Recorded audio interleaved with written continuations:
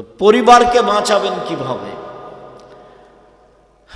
আব্দুল্লাহ ইবনে মাসউদ রাদিয়াল্লাহু তাআলা আনহু বলেন, রাসূল সাল্লাল্লাহু আলাইহি সাল্লামকে জিজ্ঞাসা করা হয়েছিল, আইয়ুয যামবি আকবার, সবচেয়ে বড় পাপ কোনটি? এটা জিজ্ঞাসা। তখন আল্লাহ রাসূল বলছেন, আনতাদুল্লাহ নিদ্দানহা খালাকাক, তুমি আল্লাহর সাথে শিরক করবে অথচ আল্লাহ তোমাকে সৃষ্টি করেছেন, এইটা হলো সবচেয়ে বড় পাপ। দুই, আনতাকতুল্লাহ দাকা খাশিয়াতায়াতামাক, সুখী সংসারের আশায়, শান্তিপূর্ণ সংসারের আশায় খাদ্যর ভয়ে ছেলেকে হত্যা করা দ্বিতীয় মহাপাপ। ভূতে ধরেছে সব বাপ মাকে, তাই সবাই মনে করছে যে একটা ছেলে একটা মেয়ে, ভালো সংসার, ওও বদ ওর মাও বদ, ওই ছেলে দুটো বদ, বদের গোড়া সব। ধর্ম থেকে তারা বহু দূরে, পশু প্রাণী। আল্লাহ বলছেন, বুঝেও বুঝে না ওরা, অন্তর আছে বুঝে না, দেখেও দেখে না ওরা, চক্ষু আছে দেখে না, শোনেও শোনে না ওরা, কান আছে শোনে না।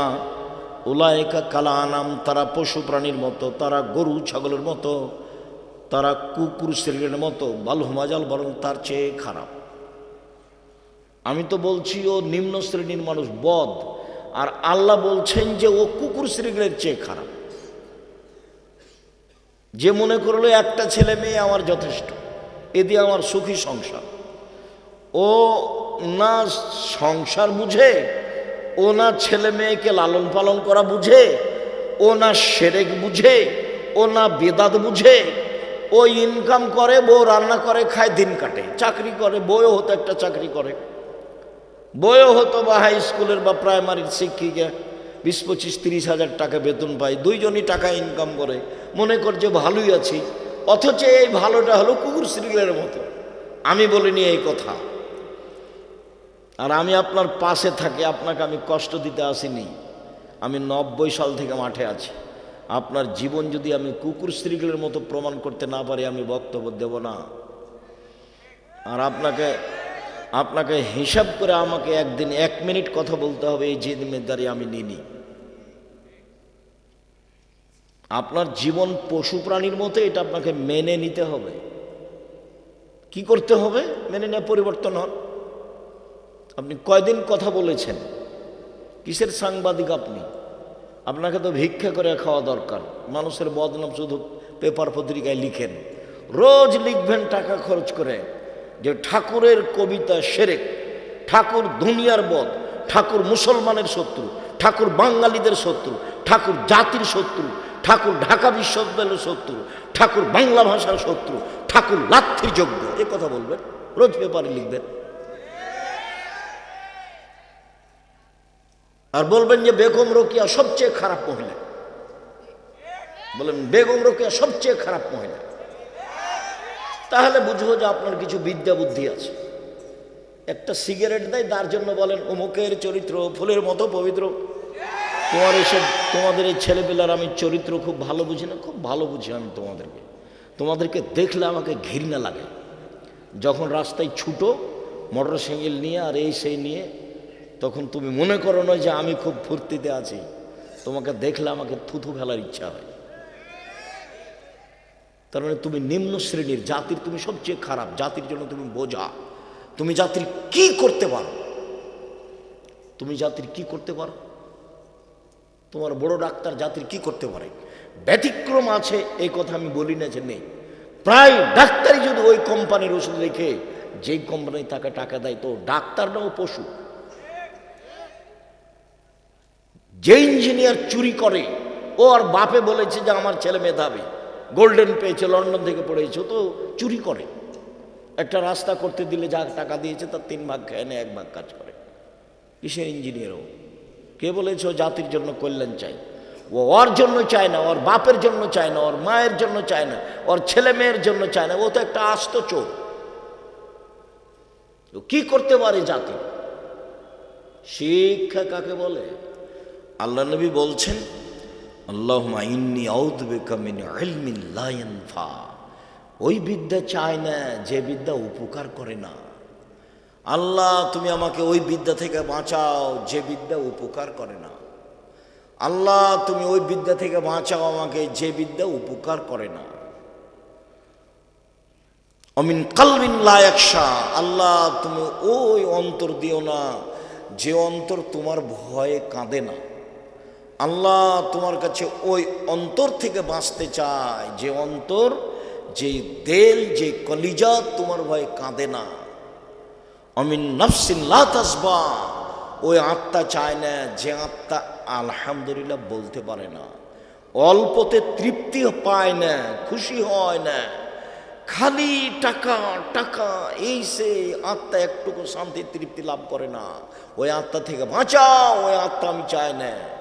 অমিন দাওয়াতিন লা ইস্তাজাবা লাহু, ওই দোয়া করতে চায় না যে দোয়া কবুল হয় না। রাসূল সাল্লাল্লাহু আলাইহি সাল্লাম দিন রাত বলতেন, বুখারী মুসলিমের হাদিস।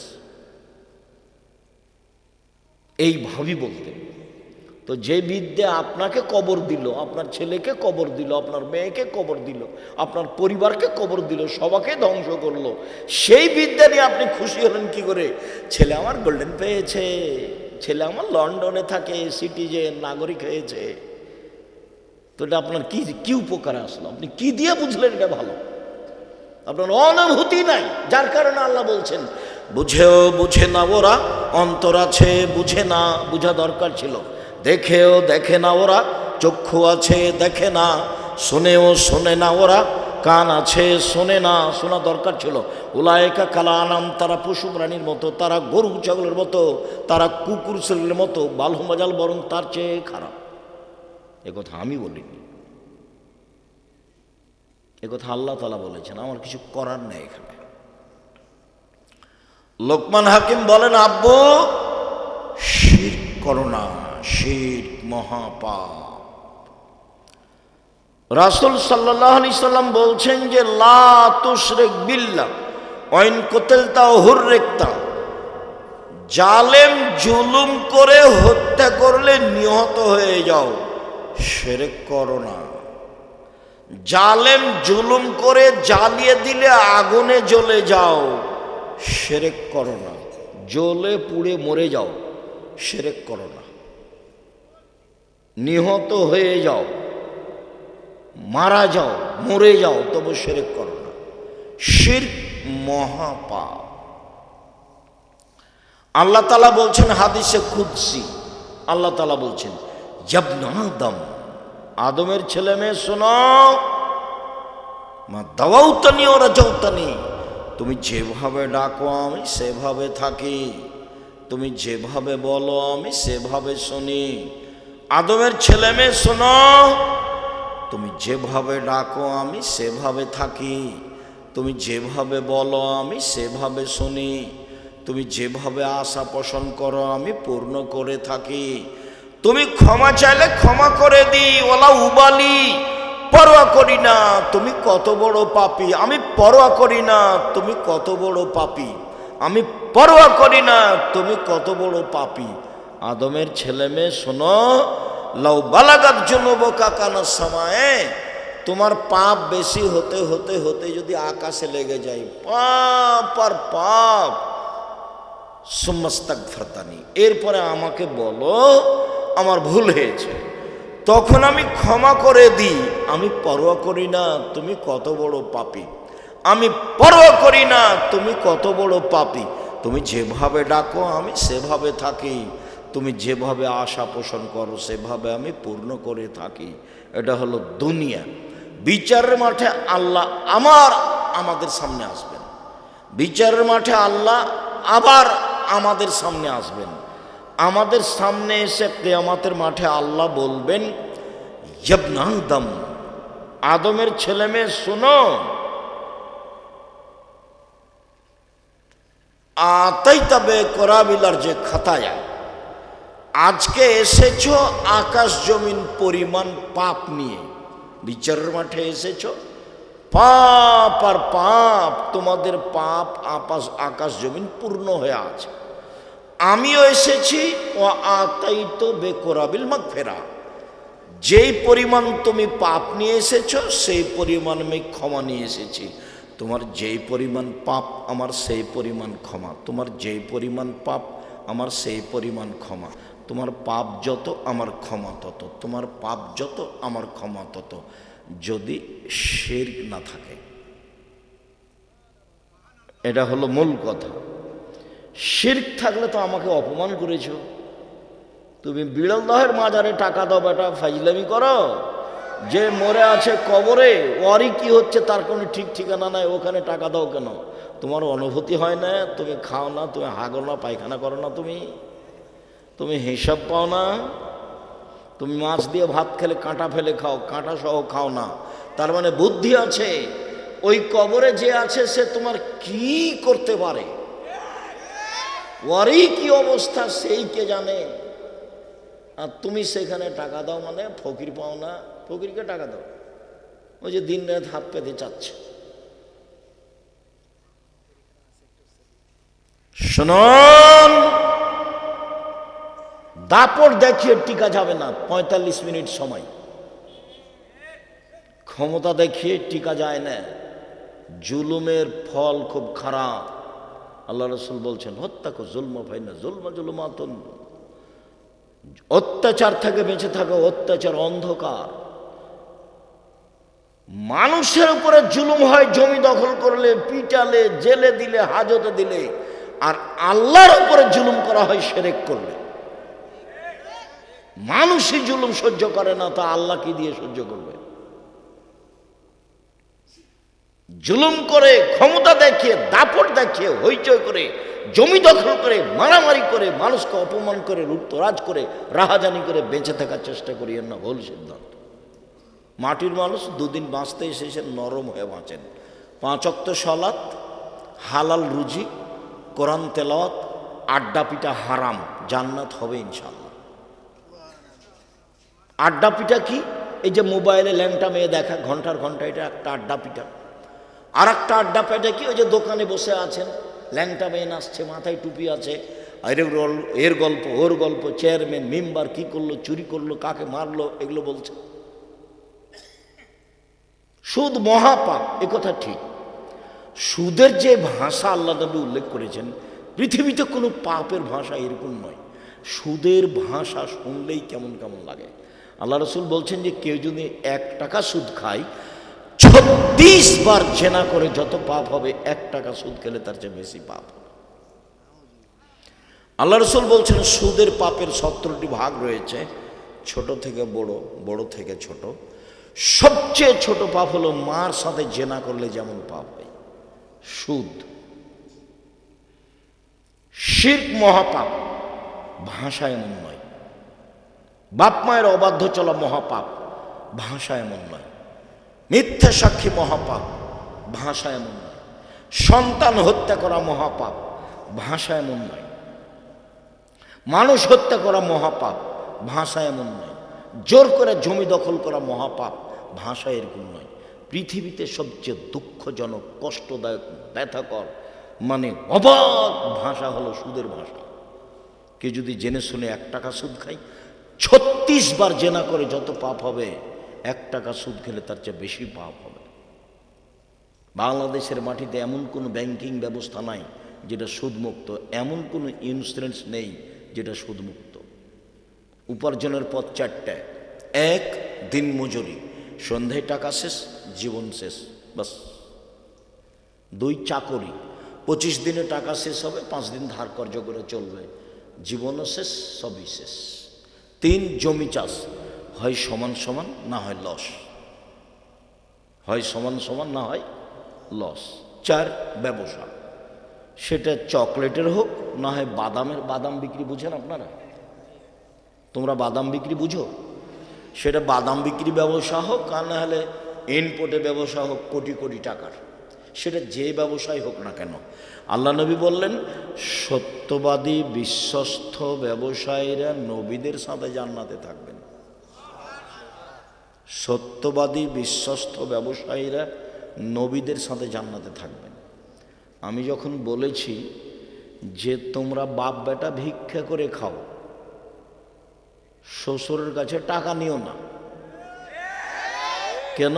শ্বশুরের কাছে টাকা নিয়ে ওই টাকা দিয়ে চাউল কিনে ভাত খেয়ে ইবাদত কবুল হবে না।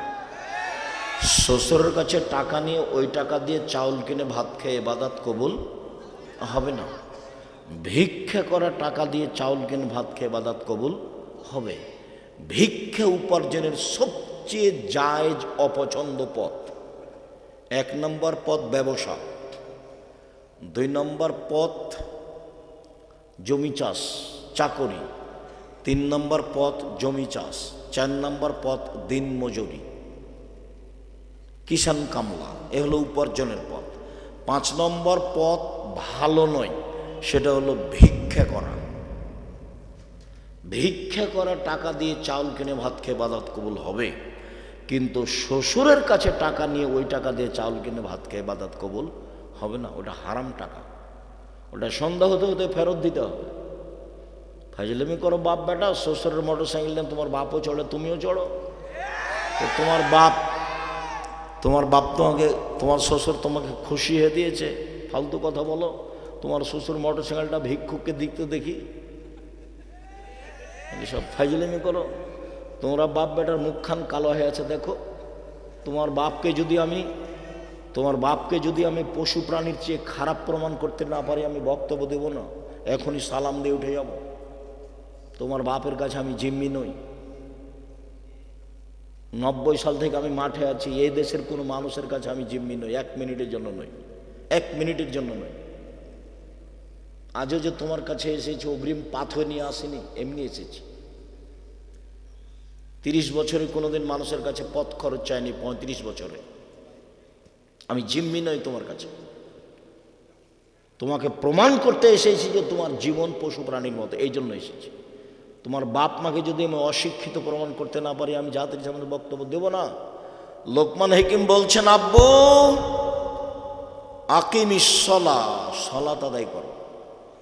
নামাজ ছেলে মেয়েকে পড়তে বললে পরিবারকে জাহান্নাম থেকে বাঁচানো যাবে।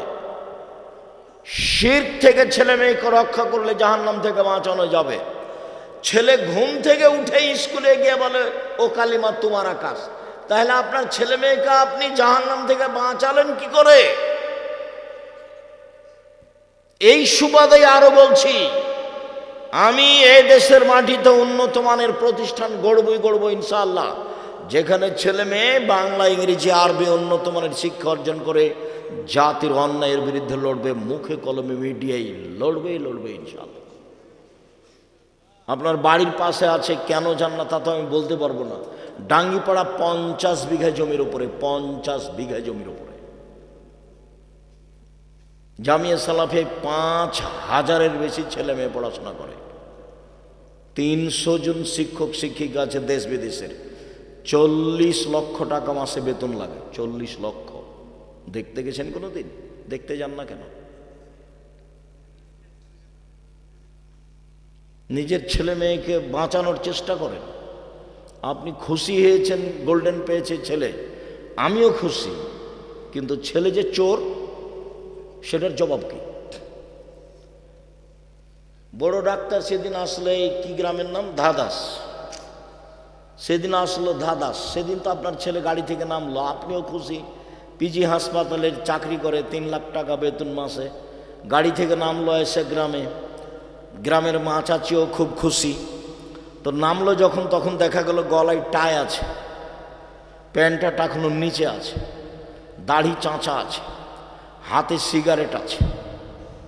একটু পরে বৌমা গাড়ি থেকে নামলো, গায়ে হালকা হালকা কাপড় আছে। একটু পরে নাতনি গাড়ি থেকে নামলো, গায়ে তেমন কাপড় নেই। দেখা গেল গাড়ির পিছন দিকে কুকুর আছে। তো আপনি এটা দেখ কি বুঝলেন? আপনার ছেলে মেধাবী, আমি এটা বুঝলাম। গোল্ডেন পেয়েছে, এটাও বুঝলাম। লন্ডন থেকে পড়ে এসেছে, এটাও বুঝলাম। পিজি হাসপাতালে ডাক্তারি করে, এটাও বুঝলাম। তারপরে আপনি বলেন,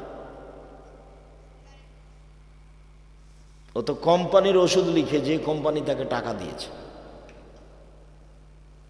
কি করতে পারি আমি? আমি কি উপকার করতে পারি? আপনার অবস্থা দেখলে চাঁপাইনবাবগঞ্জের একটা এলাকার ভাষা মনে পড়ে, সেটা হলো আমও গেল, ছালাও গেল, কাঁদতে কাঁদতে 2 চোখও গেল। মানে সবই গেছে। আপনিও খুশি, আপনার স্ত্রীও খুশি, দুইজনেই খুশি। ছেলে চাকরি করে 3 লাখ টাকা বেতন, মাও খুশি বাপও খুশি। কেমন জীবন এটা? জীবনটা কেমন?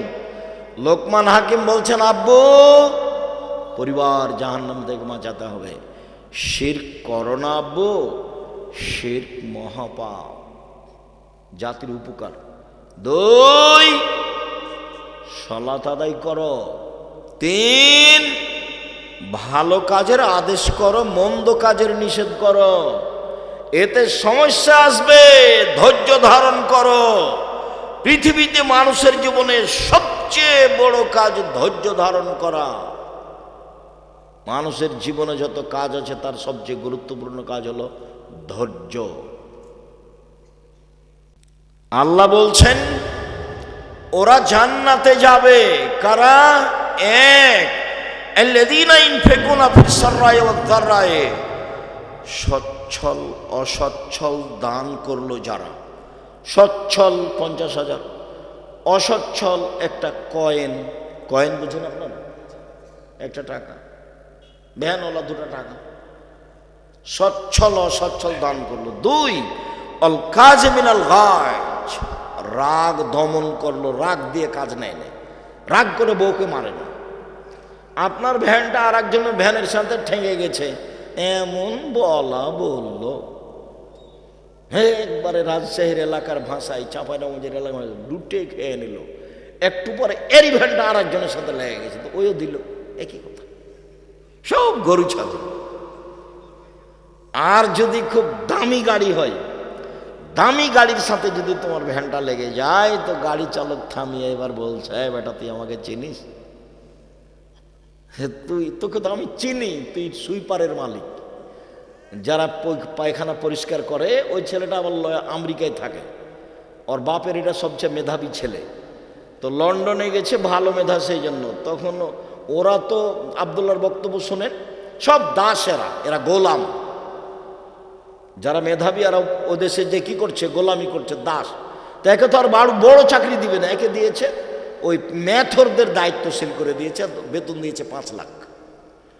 তখন মনে করছে যে আমি যদি পিজি হাসপাতালে ডাক্তারও হই তো বেতন 3 লাখ, তো এখানেই থাকি, সুইপারের দায়িত্বশীল, তাতে কি আছে?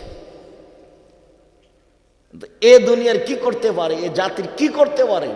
এই কি মুখ খুলতে পারে? ঠাকুরের বিরুদ্ধে মুখ খুলবে কি দিয়ে? মুখ খুলাই তো জানে না। ও তো একসঙ্গে কোরআন মাজিদ পড়ে না, কোরআন মাজিদ বুঝেও না, কোরআন মাজিদ পড়েও না, প্রয়োজন মনে করে না। ওর বাপ মার বউ ছেলে মেয়ে সংসার পশু প্রাণীর মতো, বুঝেও বুঝে না ওরা, অন্তর আছে বুঝে না, দেখেও দেখে না ওরা, চক্ষু আছে দেখে না, শুনেও শুনে না ওরা, কান আছে শুনে না। উলাইকা কালানাম, তারা পশু প্রাণীর মতো, তারা গরু ছাগলের মতো, তারা কুকুর শ্রেণীর মতো, বালু মাজাল বরং তার চেয়ে খারাপ। এমনি বৃথা জীবন, 16 আনাই মিছে। মাঝি চাঁদ কেন বাড়ে কমে রে, এসব কি বলতে পারি? দেখি তোর জীবন 4 আনাই মিছে। মাঝি এই হয় কেন রে, এসব কি আমি জানি? দেখি তোর জীবন 8 আনাই মিছে। মাঝি এইসব হয় কেন রে, আমি কি ওসব জানি? দেখি তোর জীবন 12 আনাই মিছে। বাতাস উঠেছে, নৌকা হিলে উঠেছে। বাবু সাঁতার জানো বাবু? না রে মাঝি, না, আমি তো সাঁতার জানি না। হ্যাঁ, এখন দেখি বাবু তোমার জীবন 16 আনাই মিছে। তো এরা স্বামী স্ত্রী, একজন কলেজের শিক্ষক, একজন হাই স্কুলের শিক্ষিকা, মনে করছে দুইজনই খুশি, ভালোই আছে, টাকা ইনকাম করে। এখন শেষে আপনি মিলিয়ে দেখেন কি করে এরা। একদিন ছেলে মেয়েকে বলেও না যে সেরেক করো না, বলবে কি দিয়ে? ওইও তো গেছে ওই স্কুলেই, যে স্কুলে সোনার বাংলা চলে। ও কি করবে? ওর মা কি করতে পারে? ওর মা কি বুঝে? ওর বাপ ওর মায়ের বিবাহ দিয়েছে, স্বামীর কাছে গেছে, তাই বাচ্চা হয়ে গেছে, তার নাম মা। বাচ্চা প্রসব করাতে জানে, ও বাচ্চাকে পড়াতে জানে, ও শিষ্টাচার জানে। ওর বাপ জানে না শিষ্টাচার, মা জানে না শিষ্টাচার। মুহাম্মদ সাল্লাল্লাহু আলাইহি সাল্লাম বললেন, বাপ আর আমি, ওই বাপ আর আমি জান্নাতে একসাথে এভাবে থাকবো, একসাথে। কে? যে মেয়েকে বিদ্যা শিখিয়ে দিল, 1 2, মেয়েকে শিষ্টাচার শিখিয়ে দিল, 3 মেয়ের সাথে ভালো আচরণ করলো, 4 মেয়ের বিবাহ শাদী দিয়ে দিল, সেই বাপ আর আমি জান্নাতে একসাথে থাকবো। তো বলুক যে ওর বেটি শিষ্টাচার জানে নাকি? ওর বেটি শিষ্টাচার জানে? শিষ্টাচার কাকে বলে ওর মাও জানে না, ওর বাপও জানে না, ওর দাদাও জানে না, ওর দাদিও জানে না। পুরো জীবন সংসার পশু প্রাণীর মতো। নখে নেইল পালিশ আছে, এটা আবার কোন শিষ্টাচার? পতিতালয়, ইহুদি খ্রিস্টানদের পতিতালয়ের মেয়েদের বৈশিষ্ট্য হলো নখে নেইল পালিশ দেওয়া। ইহুদি খ্রিস্টানদের পতিতালয়ের মেয়েদের বৈশিষ্ট্য হলো নখে নেইল পালিশ দেওয়া। ইহুদি খ্রিস্টানদের পতিতালয়ের মেয়েদের বৈশিষ্ট্য হলো নখে নেইল পালিশ দেওয়া। নখে নেইল পালিশ আছে, এটাই কি শিষ্টাচার? নখ বড় আছে, এটাই কি শিষ্টাচার? ভুরু তুলে চিকন করা আছে, এটাই কি শিষ্টাচার? দাঁত ছিলে চিকন করা আছে, এটাই কি শিষ্টাচার? গায়ে ট্যাটু করা আছে, এটাই কি শিষ্টাচার? আপনার পরচুলা মাথায় আছে, এটাই কি শিষ্টাচার? আল্লাহ রাসূল বলছেন এদের উপরে অভিশাপ, এদের উপরে অভিশাপ।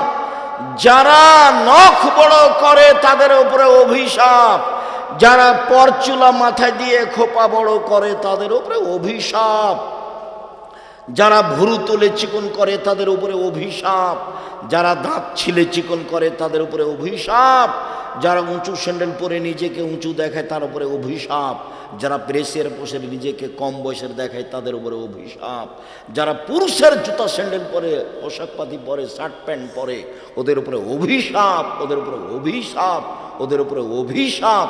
তো এই মেয়ে শিক্ষিতা হলো কিভাবে? এ তো ডান পা আগে জুতা পরতে হবে না বাম পা পরতে হবে সেটা জানে না। এ তো বাল্বটা অফ করতে হবে, এমনি অফ করে দেয়, কিভাবে অফ করতে হবে তার জানা নাই।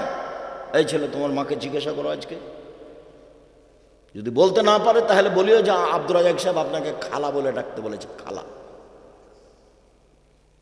আপনি মায়ের দায়িত্ব পালন করেন না, সেই জন্য আমাকে মা বলতে নিষেধ করেছে। তোমার মা, এটা আমি নিশ্চিত বুঝি, এটা আমিও জানি যে এটা তোমার মা, কিন্তু আমি দুঃখিত, আমার খুব কষ্ট হয়, তুমি ওকে মা বলবে কেন? মা কাকে বলে? এটা হলো বাপ। 1 বিদ্যা শিখিয়ে দিল, 2 শিষ্টাচার শিখিয়ে দিল, 3 ভালো আচরণ করলো, 4 বিভাষা দিয়ে দিয়ে দিল। এই বাপ আর আমি জান্নাতে একসাথে থাকবো। এবার মা, 1 মেয়েকে বিদ্যা শিখিয়ে দিল, 2 মেয়েকে শিষ্টাচার শিখিয়ে দিল, 3 মেয়ের কাপড় চুপড় মাথার চুল সাজগোজ করে পরিপাটি করে রাখলো, 4 মেয়েকে পাহারা দিল। পাহারা, মা হলো পাহারাদার। বলো তোমার মা কি পাহারা দিয়েছে? এখন তোমার ভাইয়ের প্যান্টটা টাকনোর নিচে আছে, তোমার ছোট ভাইটা দেখো, তোমারও আছে, তোমার মা নাকি পাহারাদার? ছি, তোমার মা নয়। তুই এই মা কেন? এটাকে মাকে বলেছে। হ্যাঁ, কে বলেছে এটা মা? মা কাকে বলে? তোমার নানাও দায়িত্ব পালন করেনি। মেয়েকে পিটিয়ে লালন পালন করতে হবে, পিটিয়ে। আদর নাই, আদর পার হয়ে গেছে। ক্লাস 10-এ পড়ে, মাথায় কাপড় দেয় না, ওকে পিটিয়ে ঠিক করতে হবে। আমি বলিনি, মুহাম্মদ সাল্লাল্লাহু আলাইহি ওয়াসাল্লাম বলেছেন পৃথিবীর সবচেয়ে বড় মানুষ। আর আবু বকর সিদ্দিক মেয়েকে পিটিয়ে জাতিকে দেখিয়ে গেছে। সামান্য ভুলের কারণে মেয়েকে একবারে পিটিয়ে একাকার করে দিয়েছেন, জাতির সামনে দিয়ে গেছেন। হাদিস বুখারী মুসলিম, কিয়ামত পর্যন্ত দেখবে মানুষ।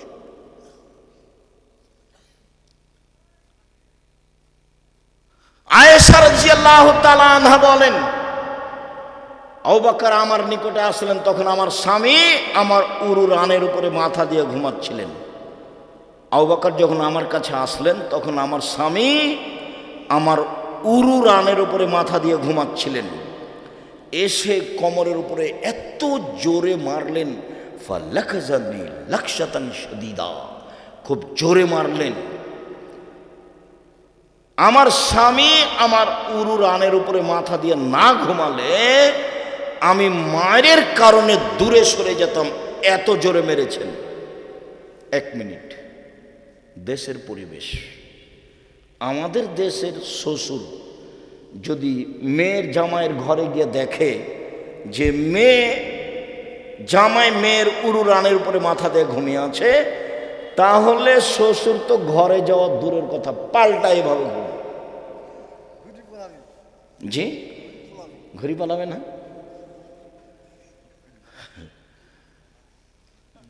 মেরে দিল গিয়ে এই অবস্থায়। পৃথিবীর সবচেয়ে বড় মানুষে মারলেন, ইনি হলেন আবু বকর সিদ্দিক রাদিয়াল্লাহু তাআলা আনহু। আদম থেকে নিয়ে কিয়ামত পর্যন্ত নবী রাসূল ব্যতীত সবচেয়ে দামি মানুষ। আদম থেকে নিয়ে কিয়ামত পর্যন্ত নবী রাসূল ব্যতীত সবচেয়ে দামি মানুষ। আর যাকে মারলেন ইনি হলেন আয়েশা রাদিয়াল্লাহু তাআলা আনহা। মা হাওয়া থেকে নিয়ে কিয়ামত পর্যন্ত যত মহিলা এসেছে, যত মহিলা আছে, যত মহিলা আসবে, সবার চেয়ে দামি। পৃথিবীর ইতিহাসে সবচেয়ে দামি মহিলা আয়েশা। আর যার সামনে মারলেন ইনি হলেন মুহাম্মদ সাল্লাল্লাহু আলাইহি সাল্লাম। আমি কি বলতে পারি? আদম থেকে নিয়ে কিয়ামত পর্যন্ত নবী রাসূল নির্বিশেষে সবার চেয়ে দামি ইনি হলেন মুহাম্মদ সাল্লাল্লাহু আলাইহি সাল্লাম। সবচেয়ে বড় মানুষে মারলেন, সবচেয়ে বড় মহিলাকে মারলেন, সবচেয়ে বড় মানুষের সামনে মারলেন, জামাইয়ের সামনে মারলেন, বিবাহদারী মেয়েকে মারলেন, পূর্ণ যুবতী মেয়েকে মারলেন, হাত দিয়ে মারলেন, খোলা মাঠে মারলেন, 1400 মানুষের সামনে মারলেন। পৃথিবীর ইতিহাসে দেখে গেলেন জাতিকে, মানুষ দেখুক ইতিহাস, বুখারী মুসলিমের হাদিস। সবচেয়ে বড় মানুষে মারলেন, আবু বকর সিদ্দিক রাদিয়াল্লাহু তাআলা মারলেন, সবচেয়ে বড় মহিলাকে মারলেন, আয়েশা রাদিয়াল্লাহু তাআলা আনহাকে মারলেন, সবচেয়ে বড় মানুষের সামনে মারলেন, মুহাম্মদ সাল্লাল্লাহু আলাইহি সাল্লামের সামনে মারলেন, জামাইয়ের সামনে মারলেন। মুহাম্মদ সাল্লাল্লাহু আলাইহি সাল্লাম হচ্ছেন জামাই। বিবাহদারী মেয়েকে মারলেন, পূর্ণ যুবতী মেয়েকে মারলেন, হাত দিয়ে মারলেন, খোলা মাঠে মারলেন, দিন দুপুরে মারলেন, প্রায় 1400 মানুষের সামনে মারলেন।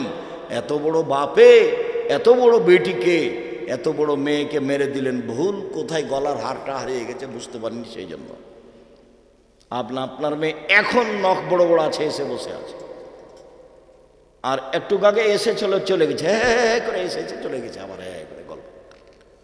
ও তো পশু প্রাণীর মতো, ও তো ছেলে মেয়ে। কে বলেছে ভালো ছেলে মেয়ে? কে বলেছে গোল্ডেন পেয়েছে? আপনি বলেছেন, আমি বলিনি কোনোদিন। ওকে মেধাবী মেয়ে আমি বলিনি। ও তো আরেকজনের সাথে প্রেমের গল্প করে। আপনার স্ত্রী তো পাহারা দেয় না, ও তো পাহারাদার নয়। ও রান্না করতে পারে ভালো, তাই আপনি খুশি। কিভাবে খুশি আমার বুঝের বাইরে। আমর আহলাকা বিসসালাত তাসতাবির আলাইহা। পৃথিবীর মানুষ, পরিবারকে সালাত আদায় করতে বলো, নিজেও সালাত আদায় করো। মৌরু আওলাদাকুম বিসসালাতুম আবনাউ সাবি সিনিনা। ছেলে মেয়েকে 7 বছর বয়সে সালাত আদায় করতে বলো, 10 বছর বয়সে পিটিয়ে সালাত আদায় করো, পিটিয়ে।